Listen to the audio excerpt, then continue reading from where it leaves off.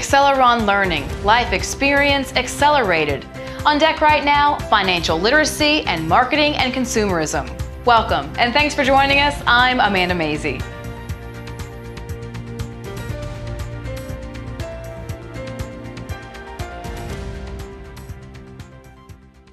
The American economy is driven by two key activities, consumerism and marketing. This unit will explore the relationship between reality and marketing hype within the context of postmodern consumerist culture. Say what? All right, take a deep breath and bear with me. This is actually really interesting stuff. First, let's start by defining postmodernism, which is the belief that reality is defined by experience rather than universal principles, specifically by one's own experiences rather than a collective experience of all groups and cultures.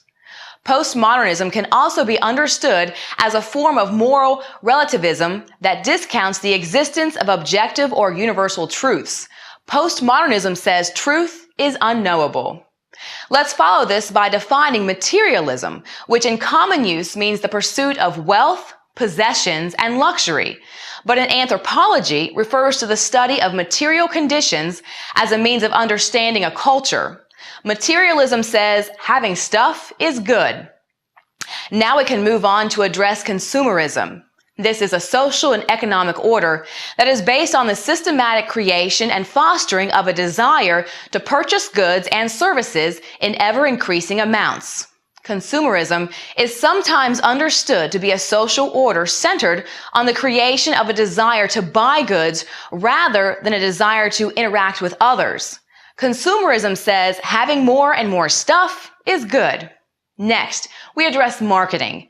This was formerly defined as the activity, set of institutions and processes for creating, communicating, delivering, and exchanging offerings that have value. That is, goods and services for customers, clients, partners, and society at large. Finally, advertising is how consumers find out about new products. In short, advertising is an organized effort to influence purchasing.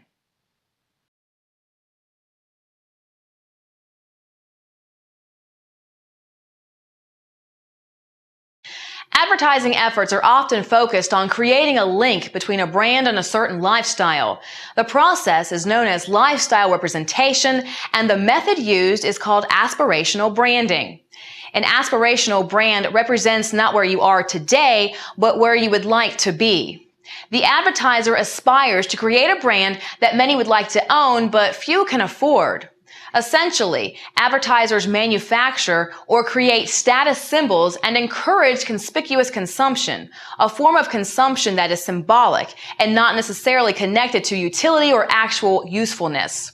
To accomplish this task, advertisers use physical attraction as a means of attracting attention and anchoring the product in memory, as well as manipulation or deception. One example is bait and switch, which occurs when the promotional photos are not a fair representation of the real product, or when the advertised product does not exist, but a more expensive substitute is immediately available. Besides using attractive models to present a product to the public, advertisers may also use a famous spokesman, since we trust the familiar. Perhaps the next time you see a familiar pitchman, ask yourself, what does this person really know about this product? The classic, I'm not a doctor, but I play one on TV. Advertising a product as a component of an aspirational life is a means of playing to insecurity. This is accomplished by incorporating physical attraction. The advertiser appears to be saying that this product will make you what you want to be, or that the product will attract people to you who might not have been attracted before. Plus, you'll be more attractive just by using this product.